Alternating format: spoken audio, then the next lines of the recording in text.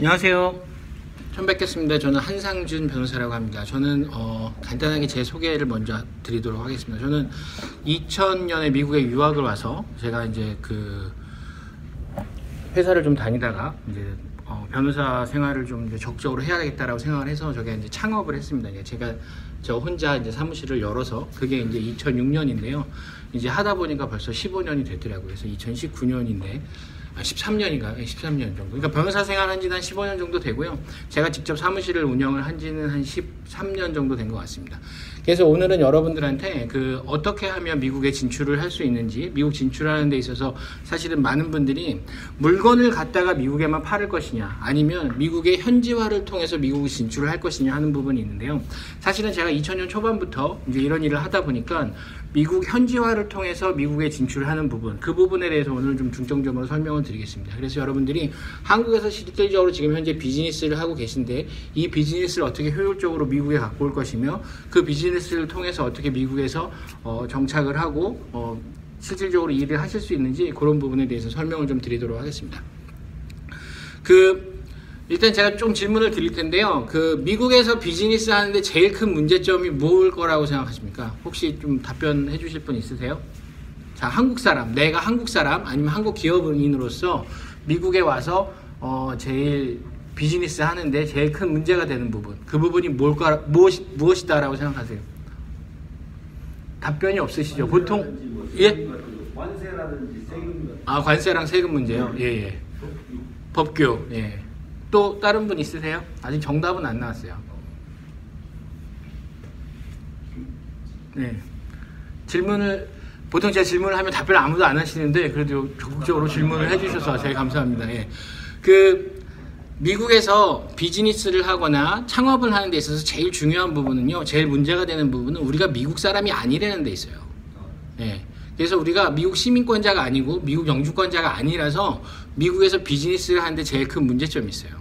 그러면 그런 부분을 어떻게 해결할 것이냐. 사실은 그러면 이제 그럼 미국 영주권자가 아니면 미국에서 비즈니스 계속 못할 거냐, 뭐 이런 생각이 있잖아요. 그래서 그 부분을 저희가 어떻게 변경을 해서 들어갈 수 있는지, 그러니까 회피할 수 있는 거죠. 어떻게 회피해서 합법적으로 미국에서 일을 할 수 있는지가 제일 중요한 부분입니다. 그래서 저희가 저 같은 경우도 마찬가지예요. 그래서 저도 이제 처음에 미국에 와서 학생 신분, 유학생으로 왔잖아요. 그래서 공부를 하고 변호사가 됐는데 실질적으로 미국에서 변호사 사무실을 내고 영업을 할 수가 없는 거예요. 그렇죠? 그러면 어떻게 해야 돼요? 저 말고 저의 그 분신을 하나 만들어야 되는 거죠. 그러니까 여러분들 마찬가지로 지금 현재 한국에서 비즈니스를 하시는 분들이 미국에 와서 합법적으로 일을 하시려면 미국 법규에 따라서 미국 법인을 만드셔야 돼요. 그래서 미국 현지화의 제일 첫걸음은 사실은 미국 법인을 만드시는 거예요. 그럼 미국 법인을 어떻게 만들 것이냐, 이 부분에 대해서 제가 설명을 조금 드리고, 미국 법인이 설립이 되면 그 다음엔 어떻게 미국에 와서 일을 하시겠어요? 한국 사람으로 미국에 와서 일을 하실 수 있나요?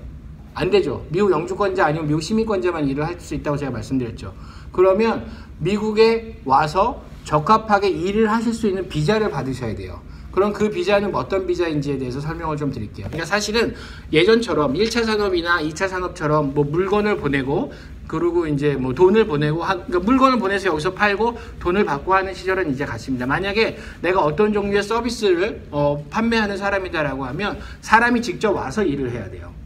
사람이 직접 와서. 그러면 내 노하우하고 나의 기술을 갖고 있는 사람, 그런 직원을 만약에 보낸다. 그럼 어떻게 보낼 것이며, 나의 물건만 보내서 판매하는 데는 한계가 있어요. 그렇기 때문에 이제는 물건을 팔고 서비스를 프로바이드 할 수 있는 그런 산업 구조를 가지셔야 되고요. 그렇게 하기 위해서는 실질적으로 그럼 내 법인이 한국에 있는 나의 회사가 미국에서 어떻게 자리 잡아야 되고, 한국에서 나의 노하우나 테크놀로지를 아는 그런 그 직원들을 어떻게 미국에 보낼 수 있는지를 생각을 좀 하셔야 됩니다. 그래서 제가 오늘은 그 부분에 대해서 설명을 좀 드리도록 하겠습니다. 자, 미국에서 창업하기라고 제가 얘기를 했는데요. 그러면 미국에서 창업할 때 첫 번째 고려해야 될 사항, 자, 미국에서 비즈니스를 운영해서 돈을 벌 수 있느냐, 미국 법인을 설립할 것인가, 자본 투자를 얼마나 할 것인가, 직원들을 얼마나 고용할 것인가, 나는 미국 법인을 운영할 수 있는 능력이 있는가. 보통 한국에서 이제 우리 업체들께서 오시면 이 부분에 대해서는 뭐 크게 문제는 없으세요. 근데 제일 처음에 많이 생각하시는 것들이 이런 것들이에요. 자, 미국에서 어떻게 실질적으로 우리가 비즈니스를 해서 돈을 얼마를 벌지 모르는데, 근데 내가 미국에 돈을 투자해서 법인을 설립할 것이냐, 아니면 내가 또 직원을 보내서 월급을 줄 것이냐, 직원을 얼마나 고용할 거냐 하는 부분이 있는 거예요. 근데 많은 부분들이 사실 이 부분에 대해서 굉장히 주저하세요. 지금 현재 돈이 생길 구멍이 없는데 그걸 내가 왜 여기다 법인을 세워야 되고 그 다음에 내가 왜 직원들을 보내야 되냐 하는 부분이 있는데, 여러분들 지금 미국 현지에 오셔서 어쨌든 이런 부분을 좀 생각을 하셨기 때문에 그래도 약간 한 반은 하신 거예요. 그러니까 시작이 반이라는 얘기가 있잖아요. 그러니까 어느 정도 그럼 미국 진출에 대해서 생각을 하고 계시기 때문에 이 부분들을 조금 잘 이해하시는 게 좋으세요. 자, 한국에서의 비즈니스 경험. 뭐 지금 다 오신 분들은 한국에서 업체를 하시는 분들이니까 큰 문제는 없을 것 같습니다. 네, 그럼 넘어가도록 하겠습니다. 자, 미국 법인에 대한 이해가 있습니다. 미국 법인의 종류는 우리처럼 주식회사, 유한회사, 그 다음에 파트너십이 있어요. 제 말씀은 한국에도 주식회사가 있고요. 한국에도 유한회사가 있어요. 그리고 파트너십이라는 부분이 있고요. 근데 한국은 대부분 이제 주식회사와 유한회사를 나누는 이유는 뭐냐면 책임을 회피하기 위해서 그렇습니다. 법인을 세워야지 개인에 대한 그 책임이 줄어드는 부분이 있어서 주식회사 유한회사고요. 파트너십은 사실은 조합이에요. 조합은 독립적인 법인체가 아니기 때문에 사실은 파트너십은 이제 제가 권해드리는 부분은 아닙니다. 자, 그 다음에 법인 설립 권한. 이 부분이 굉장히 중요한데요. 미국은요, 법인을 연방정부에서 관리하지 않습니다. 각각 주정부에서 관리해요. 그래서 미국은요, 50개의 주정부에서 각각 회사를 세울 수가 있어요. 그래서 연방정부에서는 회사를 설립하는 그런 권한이 없고요. 다 주정부에서 그 권한을 가지고 있습니다. 그래서 이제 저희가 법인 설립 지역을 어떻게 할 것이냐 하는 부분인데, 많은 한국 기업들이 미국에 오셔서 법인을 처음에 생각하시면 주로 어디를 생각하시냐면 델라웨어를 생각하십니다. 왜 그런지 모르겠는데 다 델라웨어 생각하세요. 미국 법인 설립할 거다. 그럼 어디 설립하실 건데요? 델라웨어예요. 왜 델라웨어에 설립하실 거예요? 델라웨어예요. 네, 그냥 델라웨어. 네, 다른 특별한 이유가 없으세요. 자, 근데 저희가 델라웨어의 법인을 설립할 것인지 아니면 비즈니스 플레이스의 법인을 설립하실 것인지 그 부분 사실 굉장히 중요합니다. 여러분들의 주요 타겟이 만약에 연방정부다, 아니 뭐 이런 부분이 있으면 이쪽 지역에다가 사실은 법인을 설립하셔야 돼요. 그래야지 실질적으로 그쪽들하고 만나고 하는 부분에서 많이 편해요. 그럼 내가 실질적으로 뭐 엔터테인먼트 회사다, 그래서 우리가 할리우드 쪽에다가 사람들을 많이 만날 것이다 라고 하면 어떻게 해요? 그러면 캘리포니아 지역을 선택하셔야 돼요. 패션 쪽이다, 그럼 뉴욕 쪽을 선택하시는 거고요. 그렇게 하셔야지 좀 좋은 클라이언트들을 만나고 움직이는데 좀 편하세요. 근데 델라웨어에다 회사를 세워놓고, 그리고 내가 델라웨어에 세워놨는데 우리 주 정부들은, 그러니까 주요 고객들은 어디에 있냐면 캘리포니아에 있어요. 그럼 델라웨어 회사를 세우고 캘리포니아는 또 어떻게 해요? 그러면 내가 델라웨어 회사를 세워놨으니까 델라웨어에다만 돈을 납부하는 일이 생기거든요. 그럼 캘리포니아 주정부에서 그거 좋아할까요? 네? 이 사람 캘리포니아에서 돈 버는 것 같은데 알고 보니 회사는 델라웨어 회사야. 그럼 어떡할까요? 캘리포니아에서는 캘리포니아에서 기분 나쁘죠. 그래서 사실은 캘리포니아에다가 회사를 또 등록을 하셔야 돼요.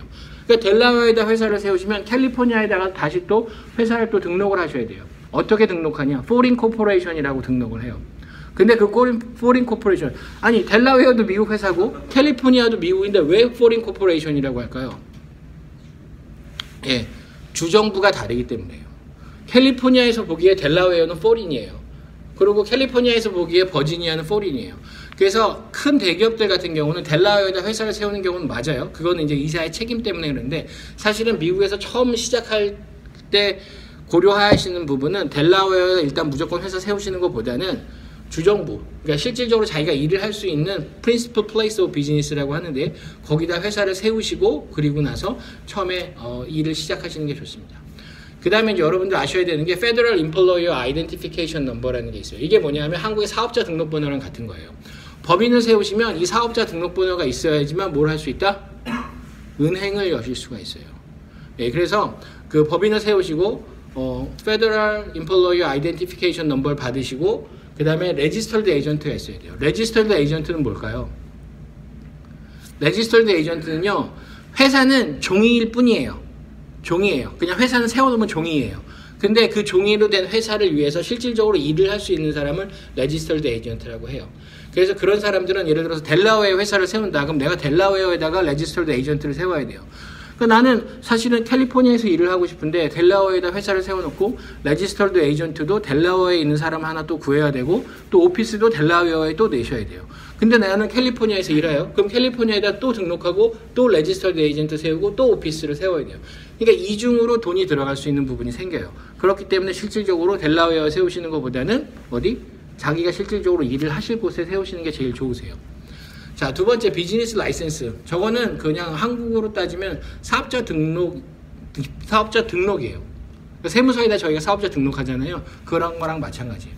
그래서 실질적으로 미국에서 법인을 세우시고 일을 하실 수 있으려면 회사, 주식회사를 세우시는 걸 이제 레코멘드해서 해드리고요. 그리고 뭐 어떤 지역, 이제 우리가 만약에 버지니아에서 할 것이다. 그럼 버지니아 지역에다 회사를 세우시고, 그 다음에 페더럴 아이덴티피케이션 넘버를 받으시고, 그 다음에 레지스터드 에이전트를 고용하고 비즈니스 라이센스를 받으시면 법인이 여기서 비즈니스로 활동할 수 있는 모든 것은 갖추시는 거예요. 자, 혹시 여기까지 질문 있으세요?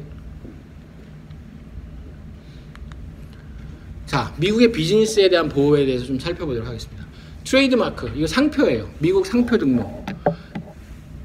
이 미국 상표 등록이 왜 제일 중요할까요? 상표는 비즈니스의 뭐예요? 얼굴이에요, 얼굴.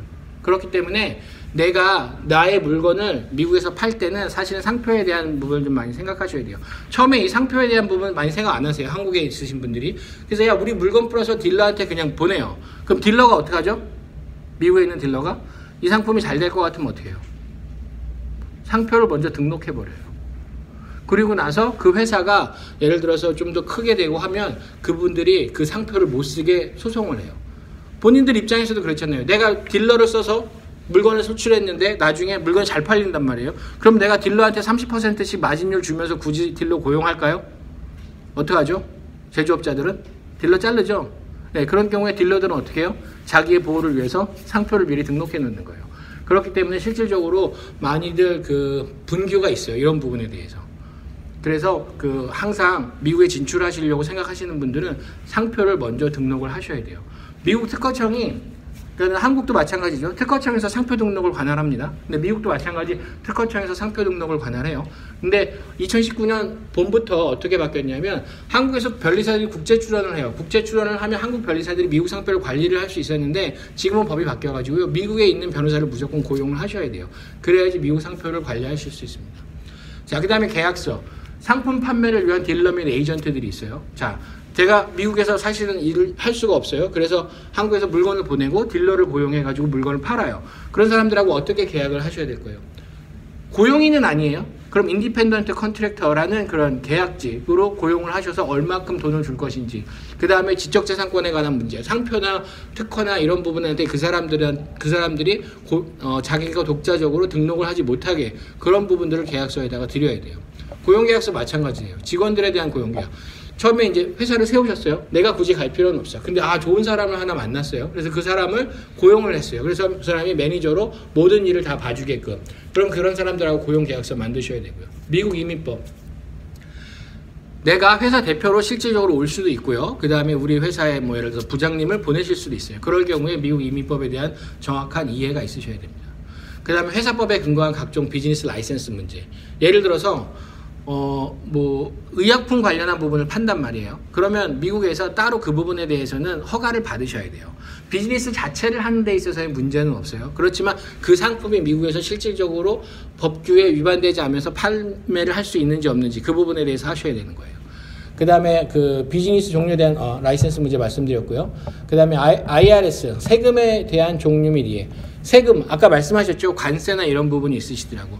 한국에서 물건이 들어온다라고 하면 관세를 물을 수 있어요. 그리고 이제 우리가 미국에서 회사를 설립을 했으면 그 미국 회사가 돈을 얼마를 버는지에 대해서 거기에 대해서 인컴 텍스, 소득세를 내셔야 되는 부분이 있고요. 그 다음에 그 밑에 US Patriot Act and Bank Security Law라는 게 있는데요. 이게 뭐냐면 예전에는 그냥 회사만 세워놓고 은행 계좌를 열었었어요. 그냥 돈을 보내요. 그냥 돈을 은행에서 받아주거든요. 근데 요새는 비즈니스 라이센스를 아까 말씀드린 사업자 등록을 계속해서 갱신을 하지 않으면 US Patriot Act에 걸려요. 그래서 은행에서 전화가 와요. 너네 계좌를 지금부터 닫겠다. 그럼 한국 분들 어떻게 하시죠? 예? 은행에서 그런 전화 받으면 어떡하세요? 당장 은행을 찾아가죠. 그 다음에 하는 말, 지점장 나와. 그죠? 그래서 막 말씀을 하세요. 내가 20년 동안 이 은행을 이용을 했는데 갑자기 닫는다는 이게 무슨 말이냐 이렇게 얘기를 하면 그쪽 은행에서는 뭐라 그러죠? 죄송합니다. 상부의 지시라서 어쩔 수 없어요. 이렇게 얘기를 하죠. 예. 근데 사실은 그런 경우들이 많았어요. 그래서 한국 업체들이 많이 그 회사를 세우고 은행 어카운트를 열어놨는데 비즈니스 라이센스를 계속해서 갱신하지 않은 거예요. 그래서 한 3, 4년 전부터 저 문제가 불거지기 시작했어요. 왜냐하면 미국에서는 그 전까지 별로 그 부분에 대해서 터치를 하지 않았어요. 근데 지금은 저런 부분에 대한 액트들이 계속 많아요. 그래서 이제 그런 부분들에 대한 터치가 있으니까 여러분들도 그 부분에 대해서 좀 조심을 하시는 게 좋습니다. 예, 특허 및 상표 출원, 뭐 그거에 대해서는 간단하게 제가 말씀드렸고요. 그 다음에 비즈니스 운영 자금, 어떻게 돈을 보내실까 하는 부분이에요. 한국에서 이제 미국에서 법인을 세웠어요. 그 다음 한국에서 미국으로 송금을 해야 되는데 그러면 어떻게 송금을 할 것이냐 하는 부분인 거죠. 그런 경우에 있어서 사실은 내가 어느 정도의 회사를 미국에서 운영을 할 것인가, 직원들은 얼마를 고용할 것인가, 이런 부분은 생각을 하신 다음에 송금을 하셔야 돼요. 한국에서 법인을 세웠고 직원을 만약에 보내는데 내가 돈을 하나도 보내지 않겠다, 돈을 하나씩 보내지 않고 거기서 만드는 돈으로 하겠다라고 하면 실질적으로 비자가 나오지 않아요. 그래서 비즈니스 운영이 얼만큼 필요한지, 그 다음에 실질적으로 내가 한국에서 번 돈이, 이 돈이 합법적으로 벌은 돈이라는 걸 또 증명하셔야 돼요. 그래서 돈을 보낼 때는 항상 그 한국은 요새 그 세무서에서 자금 출처에 대한 거를 항상 띄어야지만 보내실 수가 있어요. 그래서 요새는 한국의 그 자금 출처에 대한 부분이 있어야 되고, 미국은 사실은 얼마의 돈을 받는다에 대해서 문제는 제기하지 않아요. 정확하게 오기만 하면 돼요, 와이어로. 근데 제일 중요한 거 뭐죠? 캐시를 들고 공항에 들어오시면 안 된다는 거예요. 캐시를 공항에 들고 들어오실 때 항상 얼마라고 말씀드려야 될까요? 법에 뭐라고 돼 있죠? 법에 $10,000 이렇게 딱 찍혀 있어요. 만. $10,000 딱 이렇게 적혀 있는데 뭐라고 말씀하셔야 돼요? 공항에서 내가 만약 캐시를 갖고 왔어요. 운영 자금이에요. 근데 뭐라고 말씀드릴까요? $10,000 갖고 왔습니다. 그러면 어떡하죠? 세컨더리 인터뷰로 보내죠. $10,000? 근데 얼마까지는 괜찮죠? 9,999까지는 괜찮아요. 예. $10,000 이상이에요. 그러니까 $10,000부터 시작이에요. 그러니까 $10,000 가져오시면 안 돼요. 항상. 얼마 가져오셔야죠? 예. 9,000을 갖고 오셔야 됩니다. 9,000. 99999 갖고 왔는데 갑자기 한국 돈에서 1,000원짜리 나왔어요? 그럼 $10,000 넘어가는 거예요. 예. 그러면은 다시 세컨더리로 가서 2시간을 기다려서 그걸 쓰고 나오셔야 됩니다. 예. 굉장히 유명한 사건이 있었어요. 예전에 대통령 자녀께서 지금은 이제 있었어요. 굉장히 큰 유명한 사건. 그거를 말씀을 못 드려서 법원에서 이제 가서 왔다 갔다 하셨던 부분이 있어요. 굉장히 오래된 얘기예요. 한 20년 정도 됐어요. 예. 자, 그 다음에 다른 케이스 보도록 하겠습니다. 자, 저희가 이제 회사를 세우고 그러면 직원을 보내는 부분이 있어요. 그럼 자, 이비자. 저희가 제일 많이 관련해서 하는 부분이 이비자예요. 이비자. 이투비자 뭐냐면 소액 투자 및 무역 비자로 알려져 있다라고 하는데, 무역을 하시는 분들 총 전체 무역량에서 50% 이상이 미국으로 가는 거면 E1이라는 비자를 받으실 수 있어요. E2 비자는 뭐냐면 소액 투자로 투자를 해서 직원을 보낼 수 있는 방법이 있는데요. 저희가 소액 투자 계속 얘기하는데 이게 사실은 소액 투자만 해당되지 않아요. 투자를 빵원을 해도 되고요. 투자를 엄청나게 많은 돈을 해도 돼요. 실질적으로 이건 약간 저희 주제하고 조금 벗어나지만 미국에서 유학생을 고용하는 경우에 예를 들어서 H-1B 비자라는 게 있습니다. 그래서 H-1B 비자를 하는데 H-1B 비자가 떨어졌어요. 근데 그 업체가 예를 들어서 우리 사장님께서 한국에서 돈을 투자해서 내가 여기다 세웠어요. 비즈니스를 세웠는데 영어도 잘하고 한국말도 잘하는 우리 유학생 출신의 한국인 친구를 고용하고 싶어요. 그런 경우에 이 비자를 쓸 수 있는데요. 그런 경우에 소규모 단체도 되지만 크게 뭐 몇백만 불을 투자한 자동차 관련 회사라든지 그런 회사들도 하실 수 있어요. 왜냐하면 모기업이 한국 기업이면 충분히 가능한 비자입니다. 실질적인 투자, 아까 말씀드렸죠. 실질적으로 돈을 보내야 돼요. 근데 아까 제가 말씀드렸죠. 미니멈 리ኳ이어먼트는 없어요. 빵원이라도 가능해요. 그렇지만 미국 이민국 직원들이 봤을 때 실질적으로 어느 정도 돈은 들어가서 운영을 할 수 있겠구나, 이렇게 보여주는 게 좋죠. 굳이 나중에 뭐 그걸 가지고 법적으로 다투거나 하실 필요는 없다는 얘기예요.